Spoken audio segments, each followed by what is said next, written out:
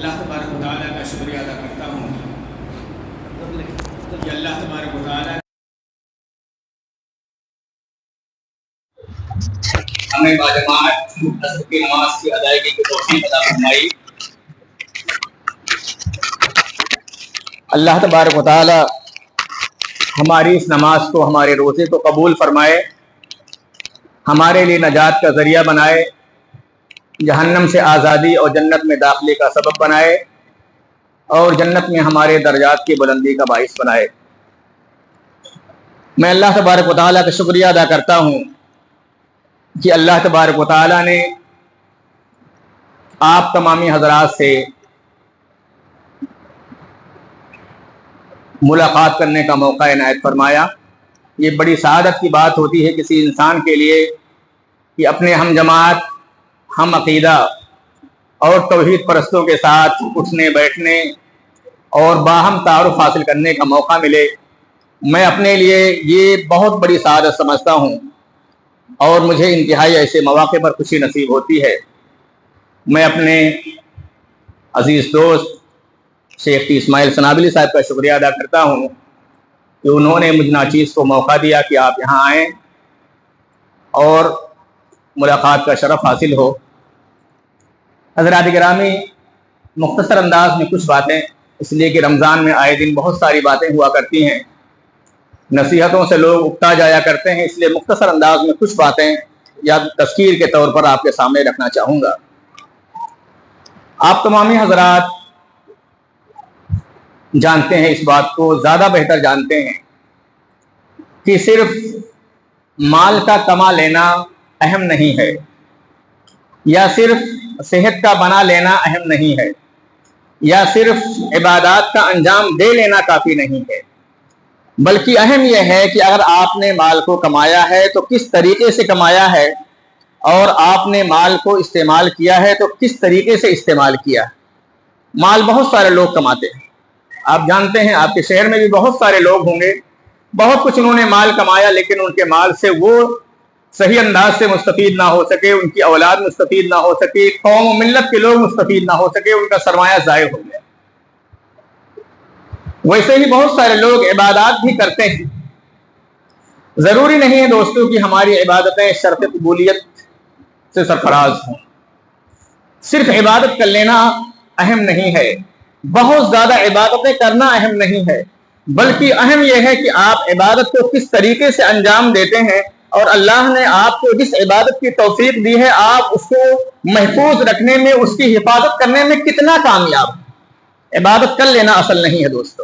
بہت سارے لوگ عبادت کرتے ہیں، بہت سارے لوگ نمازیں پڑھتے ہیں، بہت سارے لوگ روزے رکھتے ہیں، بہت سارے لوگ تلاوت قرآن کرتے ہیں۔ اللہ تعالیٰ قرآن کریم میں فرماتا ہے وَقَدِمْنَا إِلَى مَا عَمِلُوا مِنْ عَمَلٍ فَجَعَلْنَاهُ هَبَاءً مَنْثُورًا۔ قیامت کے دن بعض لوگ اعمال کا انبار لے کر کے آئیں گے، جیسے لگے گا کوئی پہاڑ ہو۔ اللہ تعالیٰ کہتا ہے میں انہیں ذرات میں تبدیل کر دوں گا، اڑتے ہوئے روئی کے گالوں کی طرح سے نظر آئیں گے۔ فَلَا نُقِيمُ لَهُمْ يَوْمَ الْقِيَامَةِ وَزْنًا۔ ترازو قائم کیا جائے گا، اعمال کو تولا جائے گا۔ یہ پہاڑوں جیسا دکھنے والا عمل اللہ کے ترازو میں ذرے کی حیثیت نہیں رکھے گا۔ آپ یہ ساری باتیں جانتے ہیں۔ اللہ تبارک و تعالیٰ قرآن کریم میں اسی طرف اور جگہ اشارہ کرتے ہوئے فرماتا ہے قُلْ هَلْ نُنَبِّئُكُم بِالْأَخْسَرِينَ أَعْمَالًا۔ آگے اللہ تعالیٰ فرماتا ہے کہ کیا میں تمہیں بتلاؤں کہ سب سے زیادہ خسارہ اور گھاٹا اٹھانے والا کون سا انسان ہے۔ لمبی آیت ہے، اخیر میں اللہ تبارک و تعالیٰ نے فرمایا أُولَٰئِكَ الَّذِينَ كَفَرُوا، یہ وہ لوگ ہیں جنہوں نے کفر کیا، فَحَبِطَتْ أَعْمَالُهُمْ، ان کے سارے اعمال رائے گاں برباد ہو گئے۔ فَلَا نُقِيمُ لَهُمْ يَوْمَ الْقِيَامَةِ وَزْنًا، تو قیامت کے دن میں ترازو میں کل قیامت کے دن کوئی وزن نہیں لوں گا۔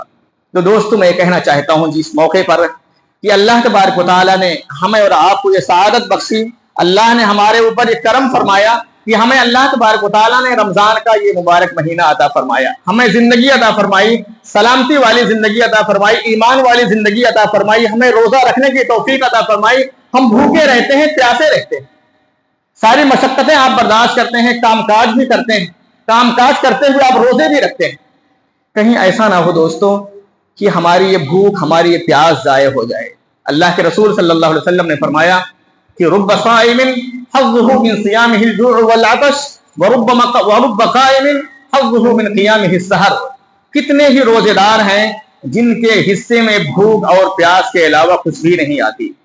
कितने ही रातों को शब-बेदारी करने वाले लोग हैं, कितने ही क़यामुल लैल करने वाले हैं, तहज्जुद पढ़ने वाले हैं, लेकिन उनके नसीबे में शब बेदारी के अलावा, रातों को जगने के अलावा, थकान के अलावा उनके हिस्से में कोई चीज नहीं आती है। यह आपने बहुत पहले फरमाया है दोस्तों।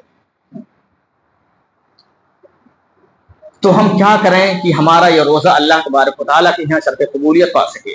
आपने उससे कुछ आदाब बतलाए हैं। आप सल्लल्लाहु अलैहि वसल्लम ने फरमाया कि लैसा सियाम मिनल अक्ल वशुर्ब इन्नमा सियाम मिनल लग़्वी वर्रफ़थ फ़इन साबहु अहदुन औ जहिला अलैहि फ़लयक़ुल इन्नी साइम।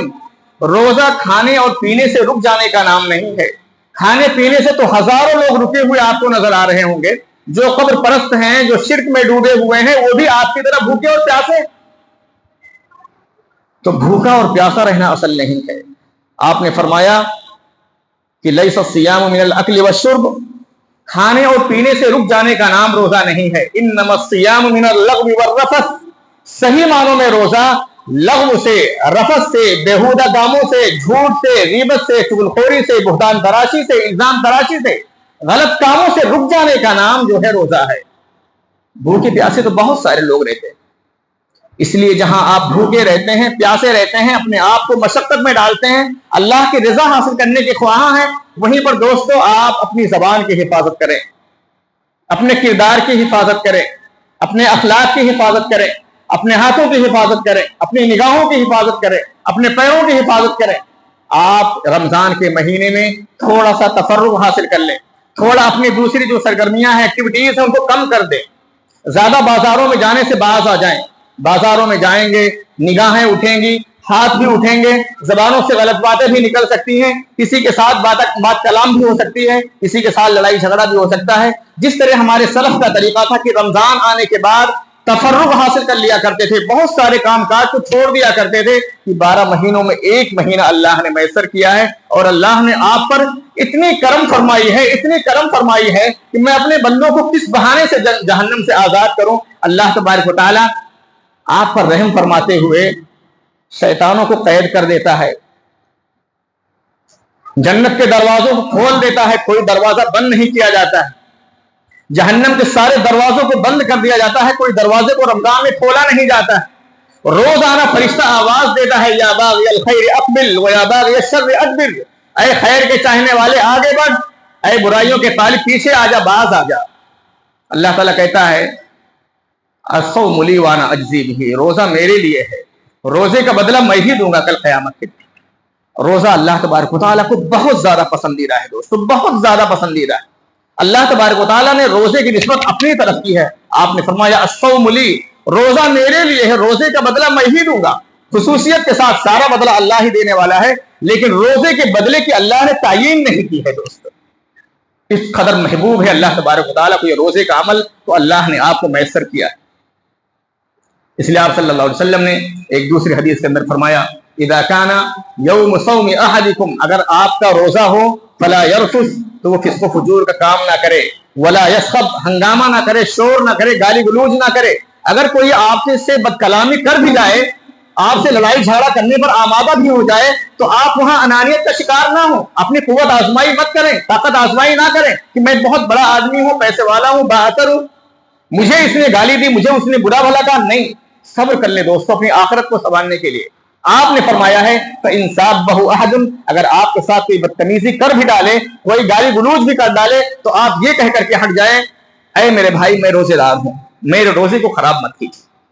इसलिए अल्लाह के रसूल सल्लल्लाहु अलैहि वसल्लम ने एक और हदीस के अंदर फरमाया, इसी पर अपनी बात को खत्म कर दूंगा, मन लम यदा क़ौल अज़्ज़ूर वल अमल बिही फलैसा लिल्लाहि हाजतुन फी अन यदअ तआमहु व शराबह, कि अगर कोई इंसान रोजे की हालत में भी झूठ बोलना न छोड़े, बदज़बानी करना न छोड़े, गीबत चुगलखोरी न छोड़े, तो उसे भूखे और प्यासे रहने की अल्लाह तबारक व तआला को कोई जरूरत नहीं है, कोई जरूरत नहीं है भूखे और प्यासे रहने की।